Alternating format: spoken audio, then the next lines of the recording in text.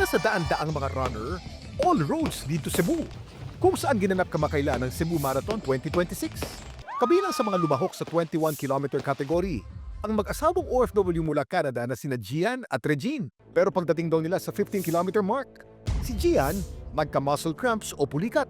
From calves sa hamstring ko, sobrang sakit. Parang hinihiwa siya. Natakot po ako kasi ang lala, it was twisting. Tinapangan ko na rin yung sarili ko. Kasi siguro nahihiya na rin ako. Then, may lumapit sa amin, runner, he helped Ace na mag-massage. Nag-o-offer sila ng any snacks para daw sa calories. Then, dumating yung medics.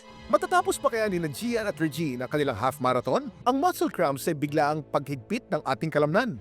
Madalas itong maramdaman sa ating binti, paa, hita, kamay o braso. Ang pinaka madalas na nagdudulot nito ay yung dehydration, pagkawala ng electrolytes katulad ng sodium, ng potassium, ng magnesium, ng calcium sa dugo, tsaka pagkapagod ng muscle. Kaya naman ito common sa mga marathon runner dahil exposed sila sa lahat ng risk factors. Merong prolonged exertion, tuloy-tuloy yung paggamit do sa muscle, fatigue, tuloy-tuloy din silang pinapawisan, so nawawalan sila ng tubig sa katawan. Kapag pinulikat ang isang runner habang tumatakbo, ano ba dapat gawin? Dapat bagalan muna, tumigil sa pagtakbo, simulan na stretch yung muscle na affected. Tapos dapat ding masayihin ito, light massage lamang para dumalo yung dugo hanggang sa humupa yung sakit. Mag-hydrate din ng maayos pero huwag uminom ng purong tubig lamang dahil lalong bababa ang electrolytes mo sa dugo at pwedeng tumindi yung cramps.